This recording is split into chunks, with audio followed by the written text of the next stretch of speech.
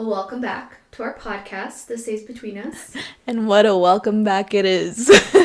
Probably been like 6 months or something. Yeah. It's been a while, but we are committed and back at it, and we've changed format a little bit. Yeah. We're going to be talking about maybe going into like deeper, going more in depth in the topics that we talk about. And we're just going to be chatting. This is casual, so, sit back, drink your drink or drive your car. Whatever it is you do. But make sure the drink that you're drinking is okay to drink while you're driving. Or that they are separate activities. We do not endorse Words anything. to live by. Yeah. Okay, let's just get into it. Okay. I have been begging you to go to yoga with me for so long, and we finally did it. We finally did it this morning. What did you think? It was good. It's funny. I've had a very, spiritual week, if you would call it that. Okay. So I went to a sound bath on Tuesday, and then today I did yoga. I've actually been so curious about sound baths. It wasn't what I was expecting. Well, first, it wasn't what I was expecting because I heard sound bath, and I'm like, are we bathing with other people? Or what? Are we listening to people bathing? Yeah, what is going on? And one of my friends invited me to it. Well, it was kind of funny because she does massages for a living, and one of her clients was throwing an event that was supposed to be like a sound bath thing, and she invited me to go to it a couple weeks ago.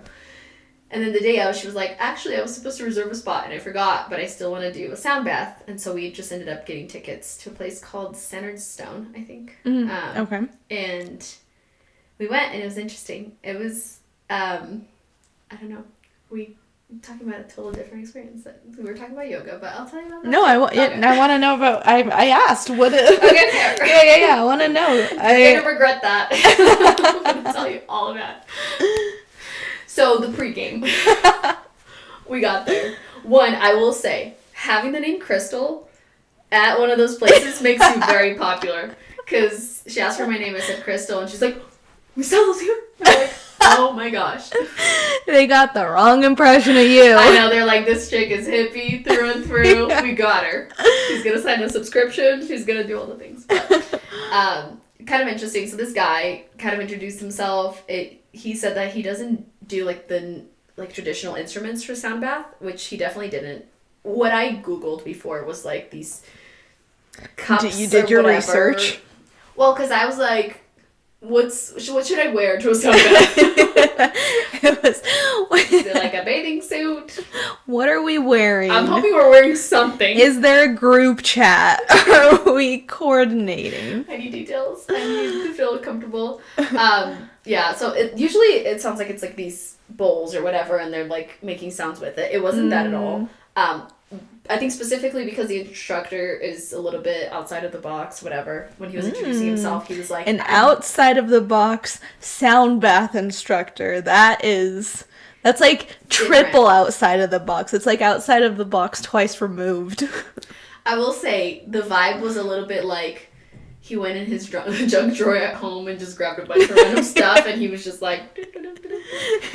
It was still relaxing, but yeah, he had different instruments. So is it you guys all kind of sit in a room and just listen? You're laying down, sitting, just listening for an hour? A few different things. Before we went in, he was like, there's this cacao drink that we're going to have before we go in, and it's from his company. And I was like, okay, so not FDA approved. Okay. Let me watch you drink it first. He had the cups laid out and was like, everyone grab a cup and hold it in your hand, feel the warmth, close your eyes, smell it, and I'm like, what is going on? It turns into one of those ashwagandha, is that what it's called? I don't even know. Those trips that you go, you go into the Amazon and it's a whole bunch of people in a circle drinking the tea. I think that's how he was trying to sell it. But he was like, yeah, just take a small sip. He did say it's gonna smell like hot chocolate. The vibe is kind of hot chocolate, but it's probably not going to taste like that. It's a little bit more bitter. Earthy. And I, had a sip of it, and it was like mud. And everyone's, taking deep breaths, and I'm, trying not to choke to death. My throat is, going frog, What kind of mushrooms were in that thing? The After he took a sip, psilocybin. he's like, there's 5 different kinds of mushrooms. I'm like, go. One may be not edible. I know. Like, okay, cool. He said, I don't know. He's like, yeah, there's like kind of Did you have 5 different kinds of mushrooms. Did you have to sign a waiver before? No. Okay, so all right. I think they weren't like those kinds of mushrooms, but he also didn't say. He was just kind of like mushrooms. I'm like, okay, drive home. Is it like microdosed? Maybe. I have no idea. We were this is probably a lawsuit. I don't know. There was no information. It was just like, let's drink this. Oh, by the way, there's mushrooms, and I don't know. You know, I actually started drinking some mushroom, just like lion's mane, like a supplement that I add to a drink in the morning, whatever I drink in the morning. Yeah. I have felt no effects yet, but I think that's considered microdosing. Maybe. I don't know. Look, I think the only kind of mushrooms I had before were like portobello. So I was like, okay. And I don't know. I mean, I don't know what it's supposed to be, but he had us drink the whole thing. He like waited until everyone drank the whole thing. And I was like, I might need a second. Struggling, yeah. Can I wash it down with other stuff? Is there a bathroom nearby I can flush it down? Seriously. But they have like this was really interesting actually. They had like a full, what they call like a salt cave, and it's a room, and I don't really know all the ins and outs of it, but basically like they said that it was shooting like salt water from the walls or something, or like whatever the wall was made out of like salt something. I will say I did feel like it kind of felt like being at the beach. Like you can breathe in the salt and like you're breathing a little bit better, like your sinuses kind of like clear up. So it was kind of interesting. They had yoga mats at the front, and then they had these, I forget what they called them, but they're like just like lounge chairs pretty much that you can lean back.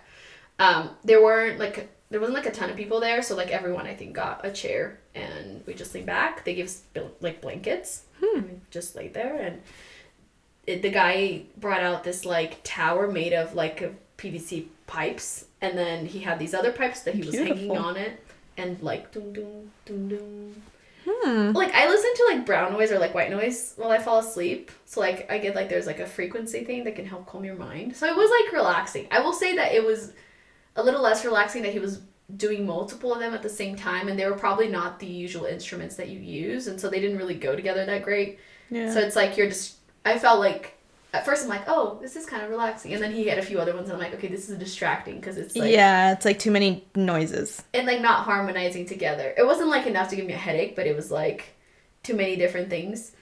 And so he's doing that, and then he grabs like a little drum thing, and then he's like drumming. This was kind of interesting. I don't know. He was like drumming like on top of people, like to get energy out. I don't know. But I was like, okay, cool. Very expensive class, like $40 for this, but still, like, okay. Interesting. I don't know. He did that for an hour, pretty much almost the whole time, and it was like relaxing. I was just like laying there, and then that's a fun job for him. I know. And he just had like music in the background too, along with it. Oh wow! Going, like, oh, I don't know. So was it? Would you say it was like mostly just like a very relaxing experience?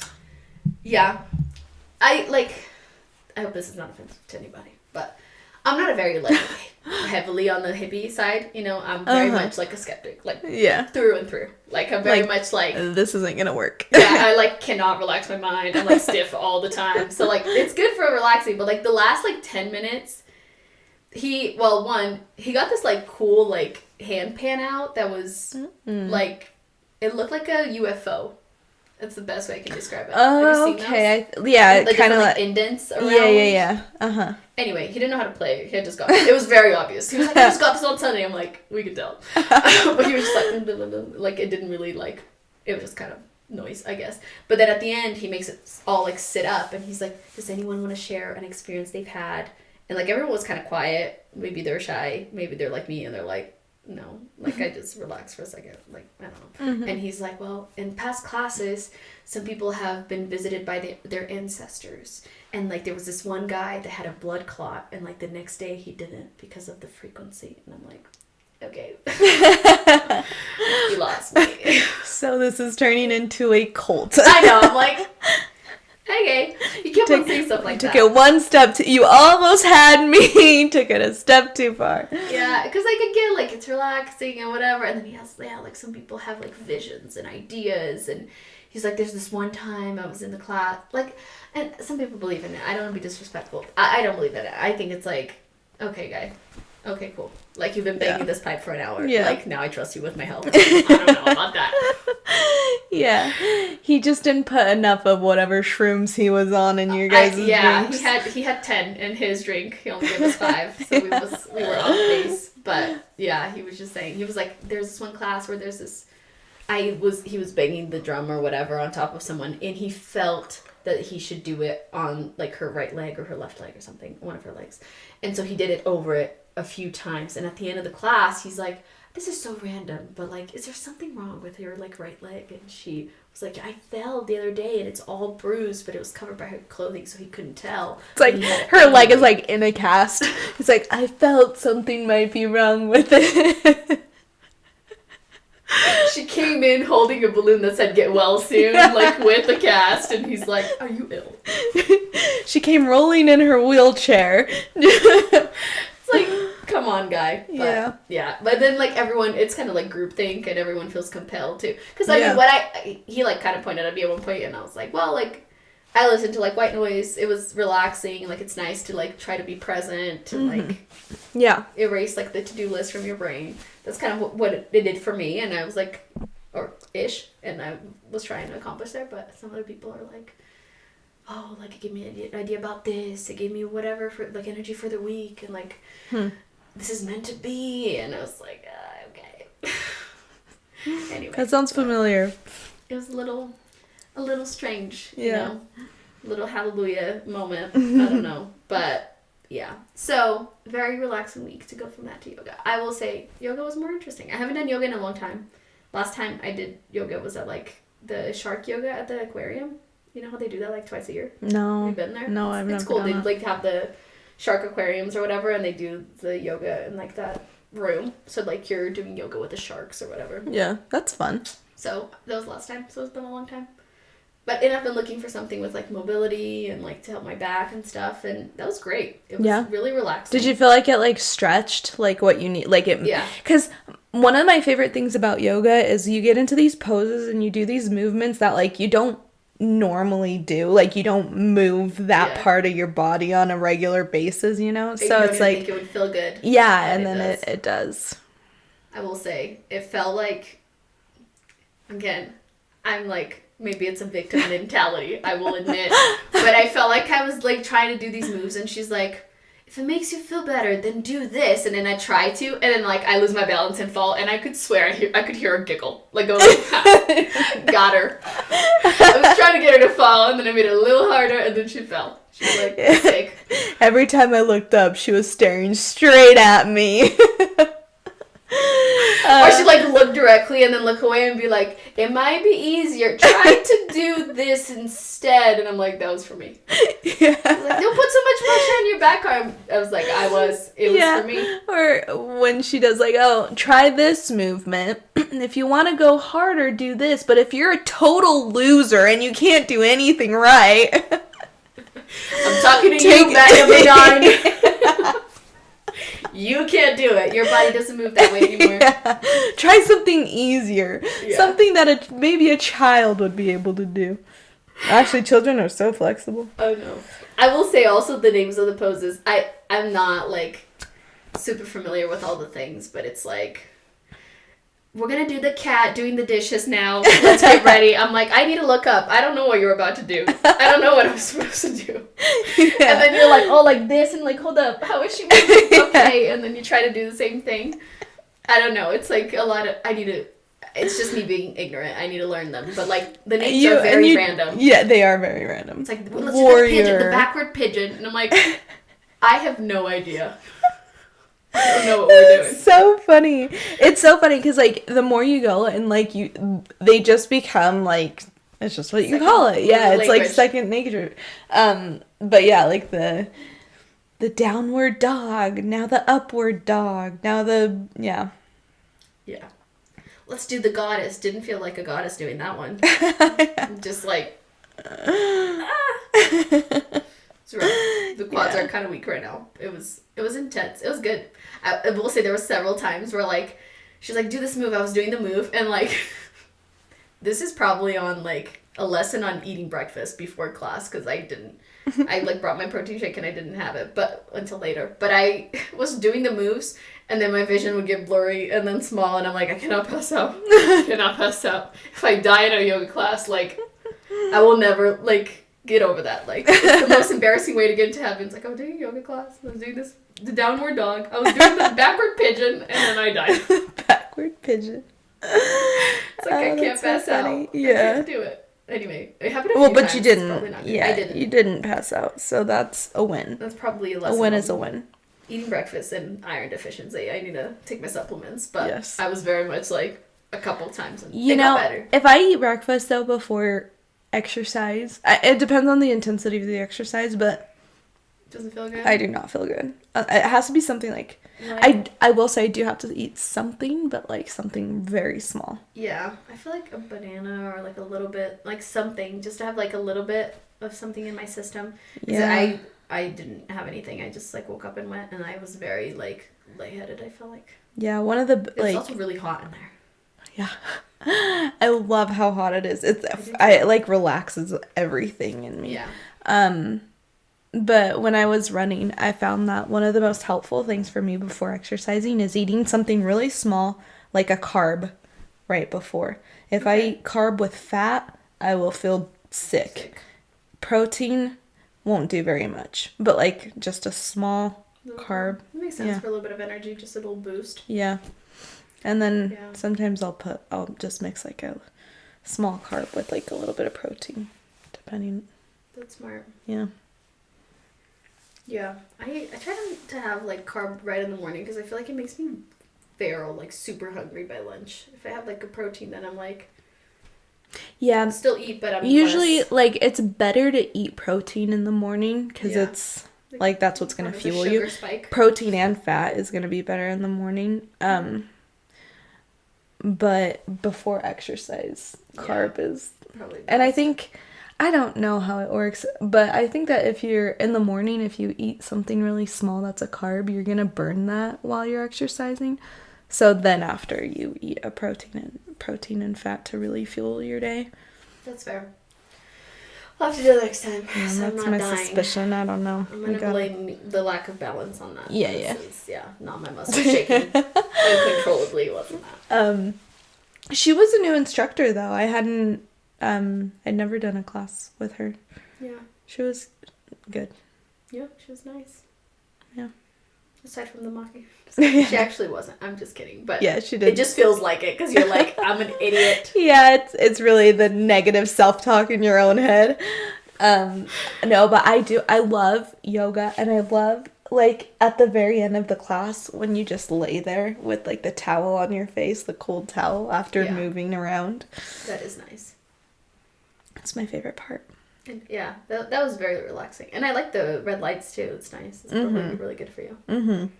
Yeah. And again, just like putting your body in through those like different kinds of like stretches and movements. I don't stretch as much as I probably should during the week. I don't ever. And I am feeling myself age. Like it is hitting me. And it's like these slow little things where like I can tell my back is like starting to get a little more stiff than it like has ever been in my life. And so I feel like doing yoga or Pilates or anything like that is helpful for that kind of thing. Yeah. I wish I was rich enough to do Pilates because Pilates is the bomb.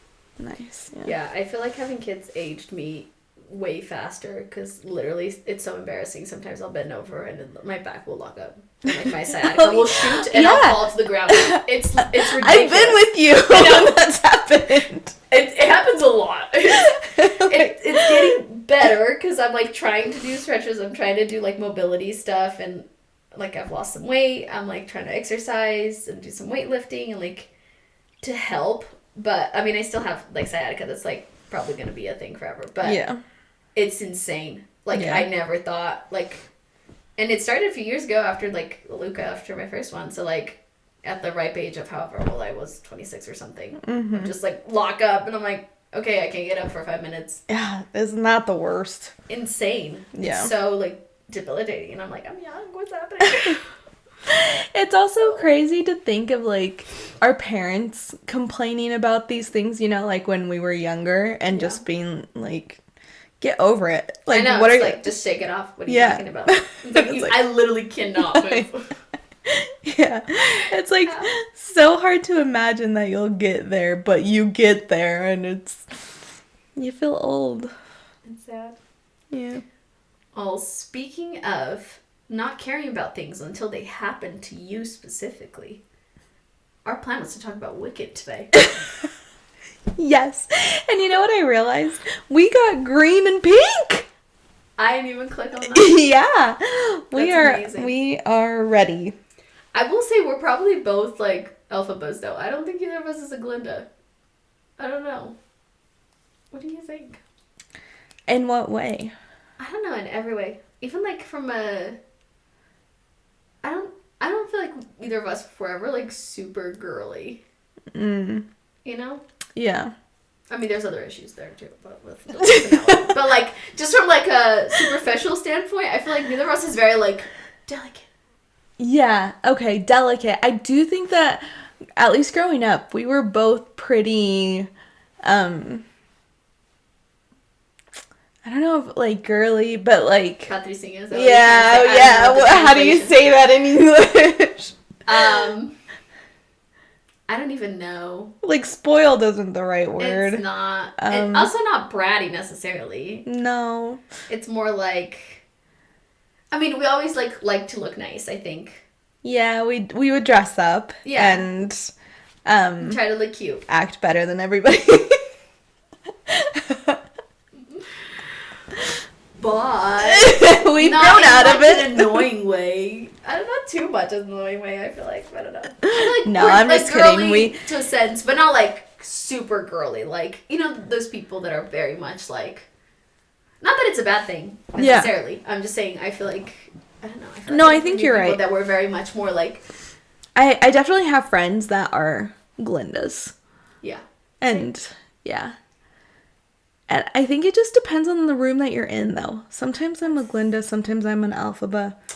That's fair. I say Elphaba like it's the alphabet. I know, I always say it wrong. It's like Elphaba? Elphaba. I don't know. Yeah. But go deep.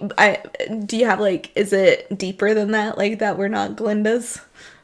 Or is it, like, I mean, you know what I mean? We're good people. We're conspiracy theorists. Yeah. Well, I think we tell poop jokes. We're not Glinda. True. She would never. She would never. I don't know. I mean, I feel like in some ways, if we're gonna get really deep with it, I feel like in some ways I have been a Glinda, I guess. Like, being more worried about being perceived as good rather than actually being good. Not intentionally. But, like, being more worried about how I'm perceived than actually who I am as a person. Which I think is totally normal. But I do think that weight was definitely on both of us. I felt that, too. Yeah. Of just making sure people see you as being good enough rather than actually trying to have that, like, internal change. Yeah. And not even just... Yeah. I mean, that, but, like... good enough, but also just actually good. It's like rule follower, good. Yeah. Like, fit the mold. You're not too loud. You're not too whatever. Totally. Whatever. Not law abiding. Yes, we are. We break the law. But I'm just saying. I always wanted to break the law. But more like, I think that's on, like, also growing like up with, like, religious. It's like you want to be, like, perceived as, like, a good girl, it's like and you're obedient, and you're feel not like rocking the boat. You feel like your parents have expectations, and the adults around you have expectations, and like even your friends, like your social circle has expectations, and you want to meet them, right? And you want to be perceived in a certain way. Yeah. But as far as, like, Glinda goes with, like, the comparison with Glinda and Elphaba, which one do you feel like you're more like when you think of like your upbringing and like social circles? It's a very deep question.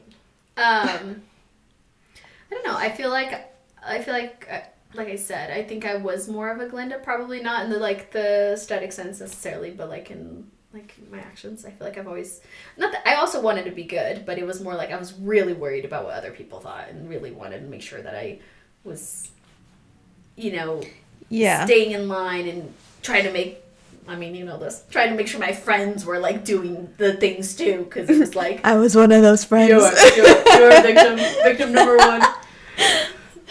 But like feeling like that's what made a good person is like trying to make sure everyone is in line too, and you're in line, and like I don't know, and it's very exhausting. I feel like as I've grown older, I think I'm still both in a lot of ways, I guess too, because I mean, you try not to worry about what other people think about you, but like you still do in some sense.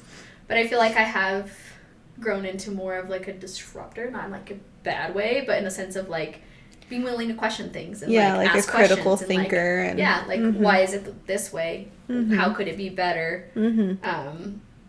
It's okay to change some, like I'm more easily adaptable to things because I'm like I am okay to change my mind. I want to have my mind change, and I'm welcoming of like new information. I think I wasn't before. I was like, this is my reality. Everything's black and white all the time. Yeah. And this is what you do and whatever. Yeah. And in so many ways, I think like politically, socially, all of these different things, even just like, even with friends, I feel like I used to be more prone to like talk about positive things, and even like in trying to be in relationships, I would try to be like, we can only have good memories together. We have to make sure everything is good all the time. And if I'm upset, I'm not going to tell you. And I'm just going to try to get over it. And we're never going to have a real conversation ever. That was the vibe. Everything is pink and rainbows and unicorns and butterflies. At least externally. Like, this is what is like what, because in my head, it's like, this is what a good person does. Yeah. We, like, don't bother anybody. We don't really, like, complaining is bad, all these different things. And there's a toxic side to both, I think. But we're willing to have real conversations. Like, if having a hard time, we're willing to talk about it. It's not that, I don't know, vulnerability is a good thing. Yeah. And, like, talking about things. And that's how people actually connect with each other. Yeah. So I feel like I identify more with, like, Elphaba at this point in my life. Because that's who I'm trying to be. Like, question things, stand up for other people, worry about issues, even if they don't personally affect me, they still matter because they're affecting someone else. Yeah. Like, yeah. And I don't know.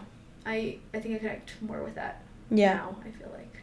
Which I think is, I feel like there's like a progress of going, I think most people start off as Glindas and kind of evolve into an Elphaba, where it's like I think Glinda kind of represents this more traditional, like abides by the expectations and the rules of a society, and she excels in it, right? And that shows through like how popular she is, how wealthy her family is, right? Like she exudes abundance of things because she is very like she follows the norm, I guess. Would you agree with that? Like, is that a fair statement? So official. I get into sometimes the way I talk is too like therapeutic. Do you agree with that? No, I do agree with that. I do think she's more like traditional. I do think. Well, back to you, because I want to hear your answer to the other question of how do you feel like who do you identify with, and like in different areas of your life, and what's your like origin story?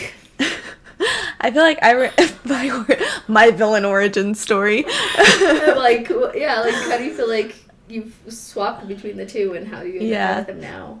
Honestly, probably very similar to you. I think I started off very much more like on the Glinda side, and I saw a world very black and white.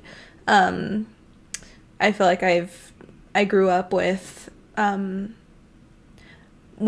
good amount of friends. Like, obviously when we were younger, there's not that many friends, but But good friends. But good friends, great friends. And always very like supported by my family, and I knew what I had to do to get what I needed, you know, and not in like a manipulative way or in a desperate way, but just like you know how the world exists, and you know what you have to do, and you know how to like follow the steps, right? Mm-hmm. And then it kind of gets, and I think we get to this like part in like adulthood where the steps aren't so clear anymore, and it's like you kind of have to start making your own decisions in a world of infinite choices.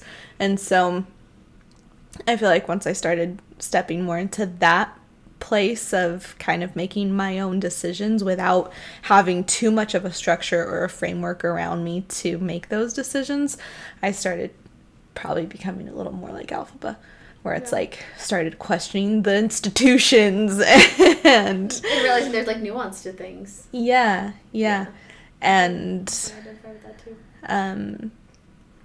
And I guess there's like still a mix, because I don't have the background of Elphaba, of being super excluded from society and being an outcast all the time or anything like that. But her desire to like fight for what she believes is right is, I like to think that I'm going in that direction, you know? That's an interesting point. Because, I mean, Elphaba is never not affected by the situation, so it's not necessarily that she cares about issues that don't necessarily affect her. Does that make sense? Mm. Like, it's always affected her. That's why it's ingrained in her. Oh, true. It didn't have to become, like, a learned skill. It was just, like, her environment made her that way. She knows what it's like to be the outcast and to be looked down upon, I guess. And then, so then she starts recognizing the animals' rights. Yeah, I mean, that's an interesting, I hadn't necessarily thought about that, but that makes sense. And I think it also makes us maybe give Glinda a little bit more grace, because she hasn't experienced it, so she doesn't know. Mm-hmm. Yeah. And doesn't understand it. I honestly think that's one of, like, I think Wicked is just written with a lot of intentionality behind everything, and I think that is, oh my gosh, my voice, I think that is one of the beauties, where it's like you can relate to both characters, and empathize with both characters and what they're doing and what they're trying to become, and even like the development in both of them as they kind of merge in a lot of ways. I think it's interesting to see. I do too.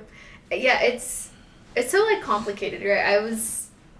For today's podcast, I was looking into, like, Glinda and trying to, like, think more about her situation and all these different things. So there's, like, she's, like, so much more complicated than we even give her credit for. And I think it's interesting, too, because I feel like you said, like, a lot of us have been her at one point or another. I mean, at the beginning, to be fair, it's been a couple months since I watched the first one, but I just watched the second one last night, and I won't give spoilers. Oh, really? Yeah, don't, because I haven't seen it yet. And I won't say anything about it. I've seen the play, so, like, I knew what was going to happen, but but I just focused on, like, the first part of it, I guess. But she is, like, a mean girl, really, at the beginning, right? Like, she's willing to, like, I mean, there's a few different situations that I can think of where, like, in class, like, she makes a comment to Elphaba about, like, I can't remember exactly what it was, like, compared to her to an asparagus or something. I can't remember. Do you know what I'm talking about? She, like, makes a comment to her, like, about her color. She, like, gives her the ugly hat for the dance. Like, she's willing to make fun of her, make fun of another person for the laughs, for the attention. So she's actually, like, kind of a villain at the beginning. Maybe outing myself. I feel like I've been a villain before. 100%. I think that if we're all being honest, there are situations that we have been not our best selves. Like, we've been rude. We've done completely bad things. I mean, there's so many, like, different little things I can think of, especially when I was really young. Yeah. Or, like, I mean, just random stories. But there was, like, a girl I was friends with, and she liked this guy, and this other chick went and kissed him. We were all, like, 8. I don't know how old we were. But it was a long time ago. But, like, my friend was upset that this girl kissed this guy, and so I was fully being mean to her because I'm like, well, you kissed the crush that my friend had, even though we're all children, and also like not a relationship, but like fully was mean to her for no reason, just because it like made me feel closer to my friend because it was like. Because you were defending her, and in my head, it was like I'm in loyalty. Right. Yeah, but I'm like totally beaming to another 8-year-old for no reason, really. Yeah. And she didn't even know. She wasn't even friends with her. It wasn't on purpose. It wasn't whatever. You know, like, and like there's so many other situations I can think of where like I was fully a villain, and anyway, but it is interesting because I mean there's different scenes where I mean at the dance or whatever, where like she sees kind of the situation that she put Elphaba in, and she learns that Elphaba like put her neck out for her so she could get in the class or whatever. Yeah. And she's like, oh, shoot, this person's willing to show me kindness, and I didn't show her kindness. Okay, so I've always known about Wicked, but I've never watched the play or knew the story, and I was really excited to watch the first movie going in completely blind because I was like, this is going to be a totally, new experience. Yeah. That scene actually made me cry. I was like, I was in the theater. I was like, it's so, that redemption, and again, I think it's so relatable because we've been the villain, and then to see, just stretching out a hand, and we've been on the other side of that too. I don't know, both are so relatable. How that feels, how it feels to be excluded or to exclude, and or being in a vulnerable moment and having someone willing to extend a hand or show kindness. It means a lot. It means so much, and that kindness is just, it was very well portrayed, I think, in the movie, and in the story in general. I think it's really well done. I think so too. And I've seen the play, but to be fair, I was 12. So I remember the general story, but some of it I was like, what is this? So it didn't really mean too much, but as an adult and seeing these things and having a little bit more life experience and also actually paying attention to the story, not just not just the beautiful colors. I want to see the prince. I hope he ends up with a pretty girl. Who cares about friendship? As an adult, seeing the underlying messages and everything, and you're rooting for goodness more than just whatever your little kid brain is doing. But I mean, it's really interesting. And it's interesting to see how she changes and how she shows kindness, and she develops this friendship, and then she starts standing up for her new friend. But it is interesting at the end, popularity was still more important. Conformity was still it's such a huge part of all of us. I think that it's just it kind of takes over even, and that's the beauty, what I love about the writing is that the character's progression isn't linear, there's you see some progress and then kind of falls, and then a little bit more and then falls, and it's just life. It's life. Just how it is. Yeah. That is, it's interesting. I mean, there's little moments that are portrayed really well, I think. I mean, especially specifically for Glinda towards the end, I always forget her name. Morble? Or which one? The teacher. I forget. Oh, I don't know. Whatever. She's been horrible to Glinda the whole movie. Very much to her face, you're inadequate, not impressed by you, all these things. And then at the end, when she sees that Elphaba has turned on the wizard, she turns to Glinda. I can't remember exactly what she says, but she turns to Glinda and basically you have to do this. Oh yeah, essentially you the have message to get is we always believed in you. And, it's you now, Yeah. And it's so interesting how you can see in her face Glinda very quickly accepts that of oh, okay, it's the approval that she's person I've been seeking approval from this person, even though they've been terrible to me this entire time. I've now received that validation, so I'm gonna cling to that, even though Elphaba is the one that's been by her side and has been actually a friend to her. And even her the entire time being well, listen to the wizard, we need to listen to him, we need to follow what he's saying. Well, he probably has a good reason. He knows what to do, and not being willing to even ask any questions and just very quickly accepting, authority in her life. Mm-hmm. It's just very interesting. I can't wait to talk about the second part because the second part has like more character growth in a lot of ways too. But yeah, it's just interesting to see that. And yeah, like you said, we've all been on, I think, both sides of it. And I think, I mean, I've definitely had a hard time like questioning authority, and like that feeling of like wanting to be accepted is so strong, and like feeling like you're a part of a community, feeling like you're, you know, doing what's expected of you. It's hard to be the person to rock the boat, especially as women. I feel like we're told all the time, like, keep the peace. Yeah. For other people's sake.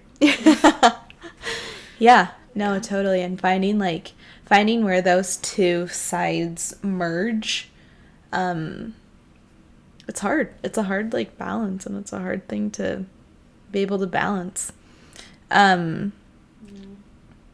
But you know what? One thing I did learn while I was, like, looking things up, I don't know if this is like so dumb of me to not have known this, but Wicked is actually a novel. That's like a whole book. Yeah. Which I didn't know. I thought it was just like, I learned recently too. I didn't know. When I saw the play, I didn't know. I thought it was just like, yeah, somebody made the musical after like The Wizard of Oz, but yeah, no, it's a whole, and I think it's a maybe a little bit darker, the novel. From what I heard, it's very kinky and darker. Really? I don't know too much about it, but I didn't hear about the kinky don't know part, anything but about it, to be honest. That makes me immediately interested. I know. I'm just kidding. Audience reach. I can't even remember where or who told me about it. It might have been my sister. I can't remember. Someone was telling me that their kid was really interested in Wicked because of the movie and wanted to read the book, but they either read it or the mom read it first, or they read reviews, or I can't remember fully the situation, but they just said it's like completely inappropriate for kids to read it. It's like very dark, very sexual. I don't know. So that's all I know is what this person told me. I haven't like really looked into it myself, but I've heard it's different. What I saw, and I haven't read the book, but what I saw was one of the intentions of the author was to take this, like, the world of Oz, and which is, like, so childish, right? It's, like, it's made for kids, and it's, like, yeah, everything about it is just, like, childlike. Mm-hmm. And offer, like, the villain origin story, make it a lot more, like, an adult world. Yeah. Which I think even those two comparisons it's like really interesting, where when you're like coming into a society and it's everything is just seems very like surface and very simple and very like clean cut, but once you like look into a specific person's background, it's a lot more complex. Yeah. And there's a lot more nuance and all those things. Yeah. I definitely feel like it makes it so much more interesting and so much like to talk about, to watch, and all of that, because you're seeing the same types of scenarios in a total different like place, and it's like not a real place obviously, but like it's still very common for humans to have these experiences wherever you are. Yeah. So it's interesting to see kind of how they portray that. Yeah, the struggles. Politically, like the propaganda, how they turn on Elphaba because she didn't comply. It's very interesting, and how like people will blindly follow a leader anywhere because it's comfortable. Yeah. Like you feel like you have the answer, and it's like so applicable to so many, like politically, like religiously, in so many different things in our lives. Really in anything, like it could be in a school, in any type of setting, there's always like a leadership structure in place, and you know, a lot of the times they breed that culture of like, this is what it is, you can't really question it, and it's so much like it's easier, it's safer, there's like intellectually safer to just conform. Yeah. Right? And so there are these, like, pros to it. There is a sense of safety is the best word I can think of when you do conform that you don't really get when you don't, which I think is that contrast too is so interesting, that if you're going to question things and if you're going to go against the grain, life is going to be harder. But but more than that too is like, it's never comfortable for everybody, because some people are uncomfortable. Like, in the world today, in the story, some people have the privilege of getting to comply and have nothing change for them. But some people are not having that same experience, like the animals. I like that observation. Being pushed out. And then that's also the key, I feel like, is so prominent. It's always been prominent, right? And I think, and it's prominent today, where just propaganda, where you can take a group of people and villainize them to everybody else and make yourself come out as like a hero, which is what the wizard is doing. And then so he does that with the animals, and it's his magic trick, right? It's like, look over here, not over here, because he doesn't have magic, so he's trying to distract from that. Yeah. So focus on the enemy, focus on this thing. It's really interesting, and a lot of people do that.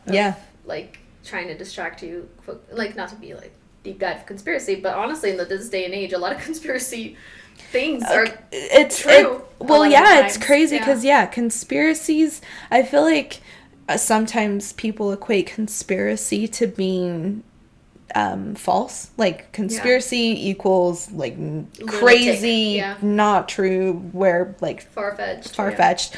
Honestly, sometimes it is, but that's not, like, conspiracy is just kind of believing that there's something else going on, and I feel like it happens so much today. You get on social media and like nobody even knows what to believe or where to look, or who to believe, I guess, because politics are just all over the place and everything feels that way sometimes. Yeah. And I mean, just like we were talking about people being multifaceted, it's the same thing for any situation ever. There's multiple sides to a story. There's a ton of context that we might be missing. So I feel like conspiracies have gotten kind of a bad rap, but at the same time, it's like, it's just also looking at a situation from a different perspective or in a different way, which a lot of the times ends up being relevant because there are multiple sides. And it's like, it's acknowledging that there might be more to the story, right? That there could be multiple truths. But I do love the complexity of Wicked, and I think that's why it's so successful, is because there's so many different angles to look at the story. And it's sort of I know it wasn't the original like villain origin story, but I think it did give momentum to that genre that we see so much now, because it just started off with wanting to give the Wicked Witch of the West like a background. Yeah. Another thing I think is really interesting, I was talking to Josh about this recently. I can't even remember how it started, but it's something we've been saying a lot at home, which sounds maybe dumb, but how, like, no one is the villain in their own story. Yeah. Like, nobody, like, whenever we look at a situation where we have something annoying happen, it's like, that person doesn't think that they're the villain, and everyone's a hero in their story. So, like, what do we think happened that led them to make that decision? Because in his head, he's right. Yeah. So, like, why does he think that? Because then it helps you understand other people better, and also not react, like, so much to things all the time. Like, I feel like your patience and your energy, like, it's currency, right? Like, if you're always spending it, you never have it. Yeah. Pretty much. So, like, giving people the benefit of the doubt and trying to see things from different perspectives and understanding, like, 99% of the time, they're not the villain in their story. So, like, what led them to make that decision? I think it's helpful to, like, just also give yourself peace. Like, giving them a backstory of, like, this is why this happened, and this is why I'm not going to let it affect me. Yeah, it's not my problem, it's his. It can really ease your emotion. It like, depersonalizes it, right? Yeah. It makes it so it's like, okay, it's not about me, it's about whatever's like going on in the like the whole picture, right? I think that's really wise, is to think like that. It's kind of interesting too. Which is funny because I had the same like conversation with Jeff this week too, where we were talking just about like most of the time people think they have good intentions. Yeah. So I don't remember a conversation, but it was like I was trying to excuse something somebody did by saying like, no, they had like good intentions, but it just like didn't go the way that they intended, I guess. Yeah. And we just kind of got into that debate, but and I mean, it doesn't excuse everything, right? I mean, another thing I saw recently, I can't even remember where. Like, I read it somewhere or something, or someone had said it. My memory doesn't work. Like, I have no whatever. I know. I wish I had a photographic memory. I know, me too. I remember the important parts, I guess. Not the source, which is not great. So maybe this is a famous quote by somebody, or I heard it at the grocery store. She made it up. Maybe I made it up. I heard it in a dream. But this person was saying, I forgot what I was going to say. So much build-up. I know. Hold on. I have, what were we talking about? Let's refresh your memory. Memory. Good intentions. Excuses. Oh, yes. I can't remember exactly how they phrased it, so I'm kind of going to butcher it. But an entry level, essentially, to like emotional intelligence is being able to do that. Look at somebody and think, there's more to your background, there's more to your story, there's a reason why you did what you did. And a higher level of emotional intelligence is being able to do that while also not accepting bad behavior from people and setting good boundaries. I think I even told you about this the other day because I had heard it somewhere and I thought it was interesting. But because like someone can treat me so poorly and I can look at them and understand why they did the things that they did, but doesn't mean I have to accept that behavior or keep it in my life at all. I can give them grace and then give them the boots. Space.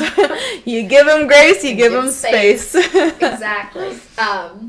Like, it's still totally acceptable to do that. But it is, I think it is a good skill to be able to look into things and pick it apart. And, like, I know that sometimes looking at the news and looking online and whatever the freak, like, it makes us think, like, oh my gosh, the world is filled with terrible people and I want out. Yeah. But I do think that there's more good people than bad. Like, I think most people are good. Most people want to do good things. Well, most people want to have a good life. They want to have good relationships. Like, that's, I mean, I don't have the stats on it, but I think most people feel that way. Yeah. Most people want to be perceived as good. They want to be good. They see a movie or whatever where someone's the hero. They want to be that person. Yeah. Like, it feels good to be that person. More than just from, like, what people see you as, but, like, you have peace with yourself because you're that person. I feel like most people want that. And with that being the case, I feel like we should give people more grace and, like, try to understand them. And, of course, there's personalities that are not going to mesh, relationships that are not healthy. All those things are valid. You don't have to be in bad situations whatsoever. But I think that's, like, a more hopeful way to look at the world. It's like someone did this bad thing. It doesn't necessarily mean they're a bad person. They could be in a bad place. They could have had a bad, like, childhood, a bad background. Someone did things to them, whatever it is, And so I think it makes you kind of understand the world a little bit better. Like, it's not black and white. Most of the time there's nuance to things. Most of the time there's the exception. It's just, like, something to have in mind, I think. That's helpful. I think about it a lot as going from, like, you can have a two-dimensional perspective of something where you're really only getting one view, right?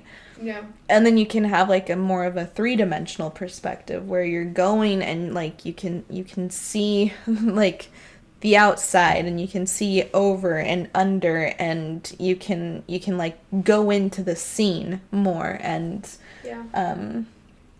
and accept that is how the world works. There's a lot more going on than what we even know, Yeah.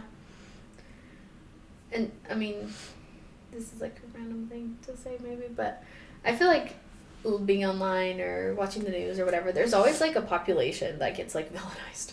Yeah. Whoever it is on whatever side they are. It's like, we hate them. These people are bad people. Or give them like a, you know, stereotype, attach it to them and assume that everybody's that way or whatever it is. And that, like, it's not black and white. It's just so frustrating. I feel like I have conversations with people sometimes and I hear that, and I feel like I've been that person because I thought that's how it worked. I don't know. Like if, I don't know, there's so many different ways to look at it. Like, if you're Christian, you're good. If you're not, you're bad. If you're like from this like part of the world, you're good. If you're from this other part, you're bad. Whatever it is. And it's just so like, I don't know.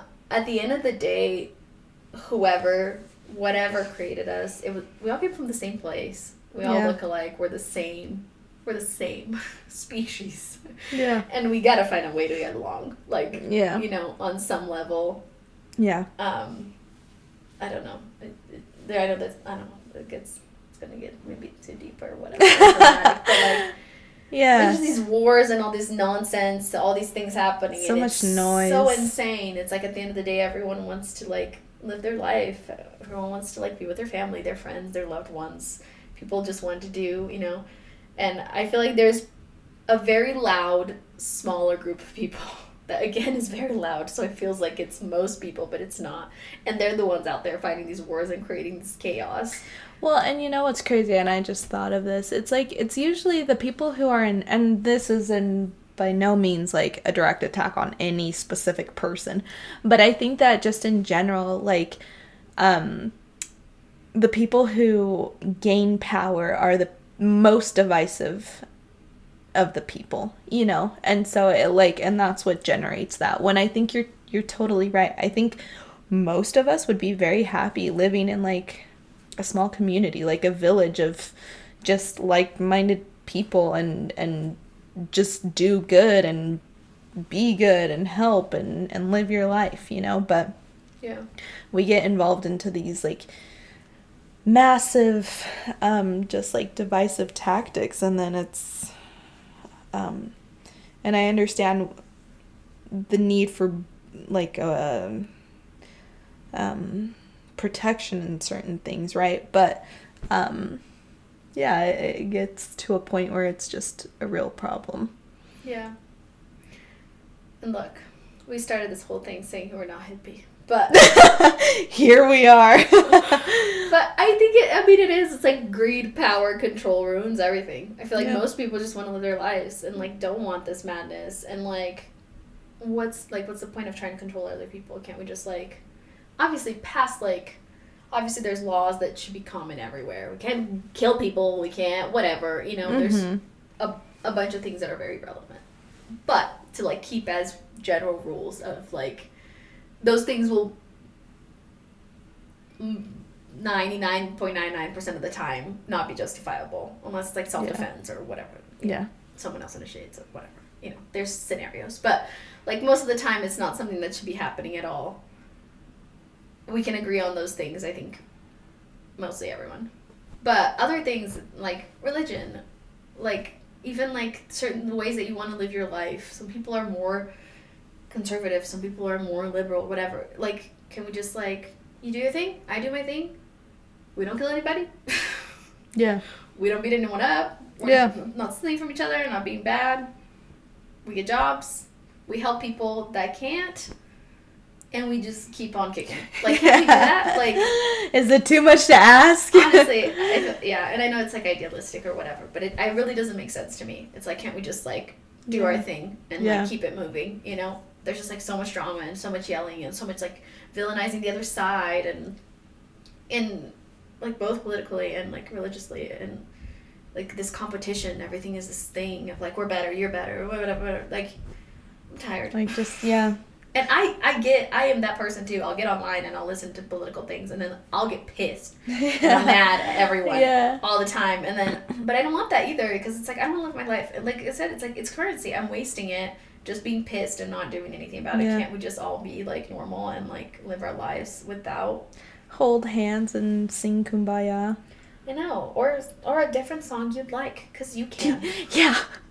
Because there's options. There's options. Or you can hold hands and say in silence, or you can not hold hands. Because You can just consent is stand important. there. You can just stand We're there. an inclusive people. You can just do whatever you want. I really just don't get it. Like, it's so exhausting. And, like, trying to take rights away, or trying to enforce things, or trying to, like, say these people are better than these people. It's just so, like, why are we doing this? It's so ridiculous. Like, what's the point? Yeah. And then we die. Cool. And then that's what you did. That's the story that you left behind. Yeah. Just being, like, intolerant of people, or just being whatever, and we're trying to be controlling. Like, isn't the point just being a good person? I feel like being a good person is probably not trying to control. It's trying to, like, foster relationships and then hope that things turn out okay. Yeah. So, I don't know. Maybe I am hippie. I'm gonna go back to that sound bath. I'm gonna go teach it.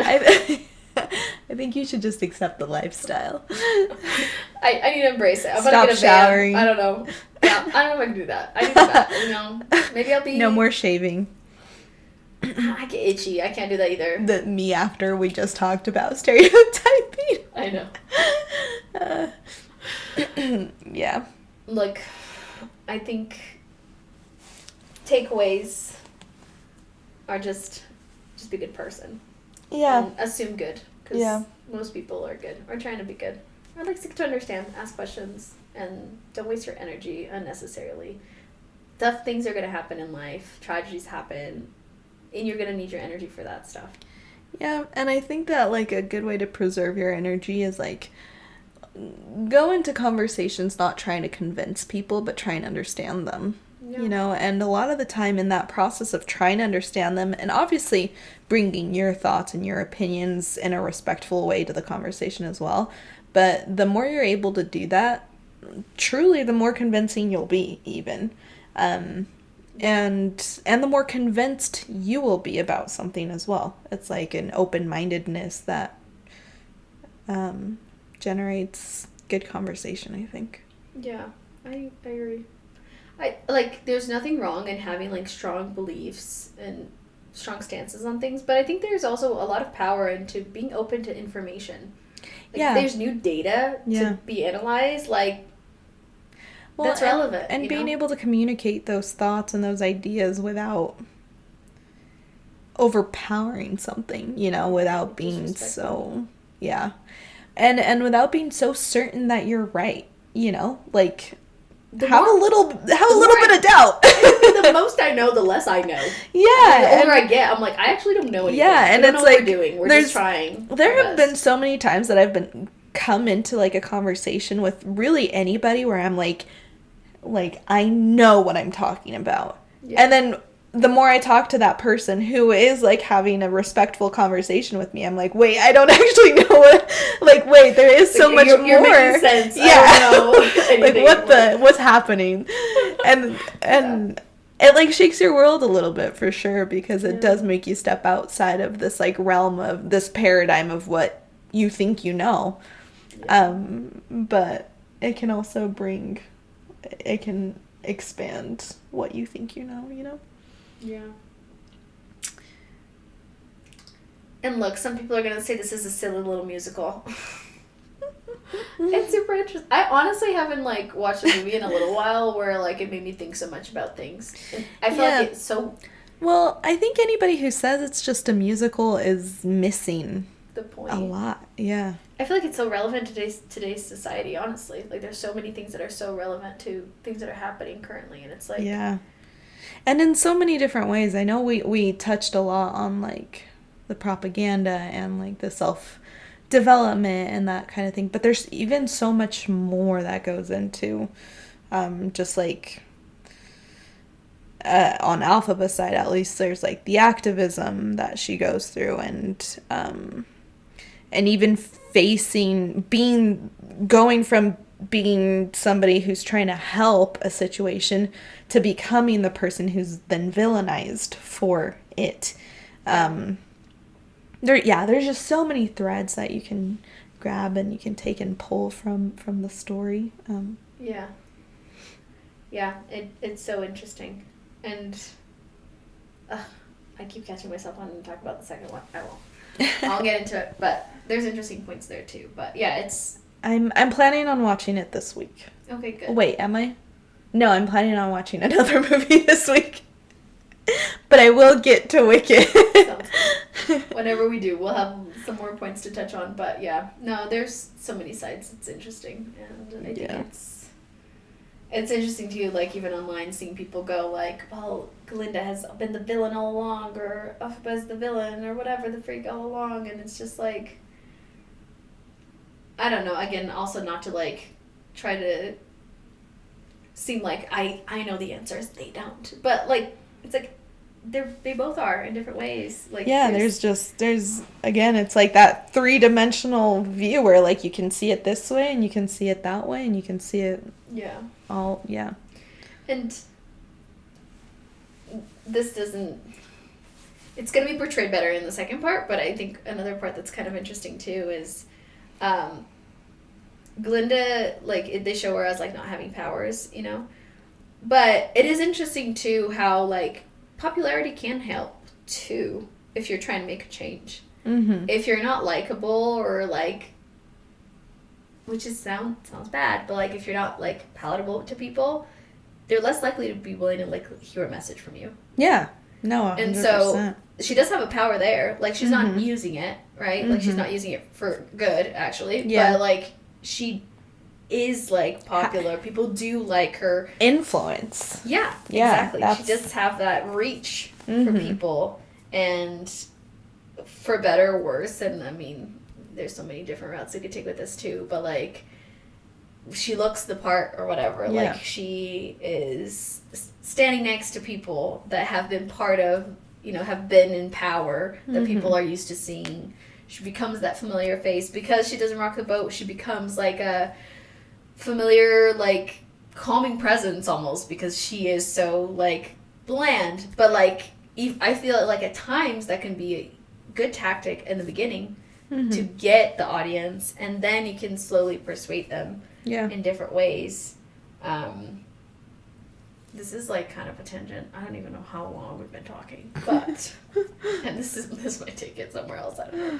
But you know how like a lot of people talk about how like celebrities have a responsibility to talk about certain issues and whatnot. And I feel like that's true in a lot of ways. Like they have privilege, they have the reach. You know, they should probably help keep people informed.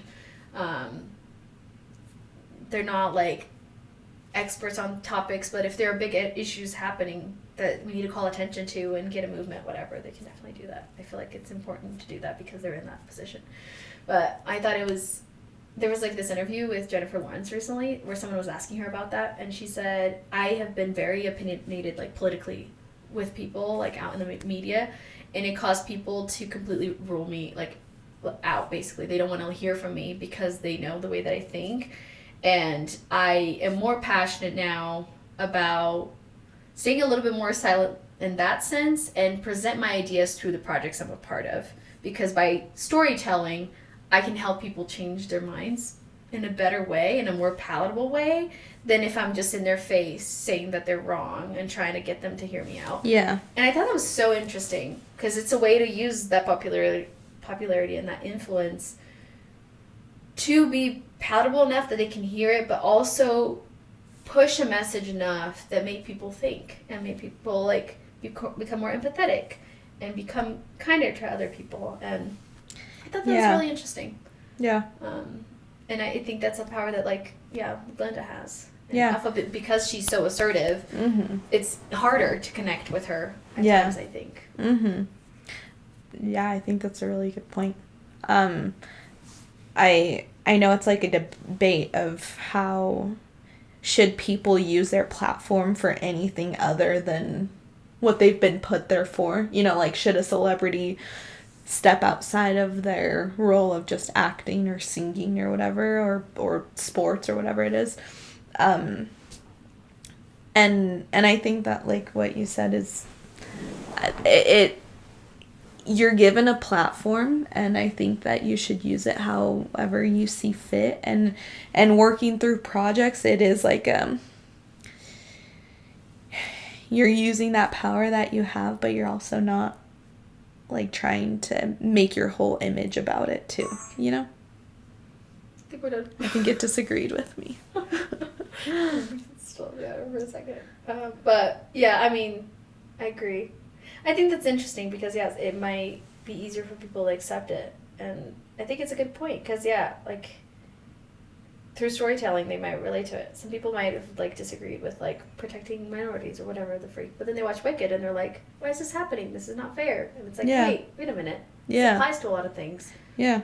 It just, yeah. And again, it gives people more context. Like, it puts, it gives that opportunity to see things in a different way that doesn't feel so close to home sometimes. It's not personal, it's just like it's just a story. It's like, especially when it's like the world of Wicked, it's animals, and it's kind of seems a little bit silly, these talking animals and whatever, but it does make you think, and it's like, wait, we do have situations in the real world that that are very much like talking animals, you know? Yeah. Anyway, but very interesting. Very interesting. Wicked is it's I really like it. I really like it for the depth, and I like the musical for it. The depth goes so deep where it's not just like the themes, but it's also the beauty of the storytelling and how it happens. I really like it. I do too. I'll say I don't cry very often in movies, but I've cried in both so far. Oh. 2 for 2. I'm very excited to watch the second one. Well, we will cover it then. We'll talk about it more. But thank you for joining us for another episode of The Stays Between Us. Yep. We'll see you next time. Bye.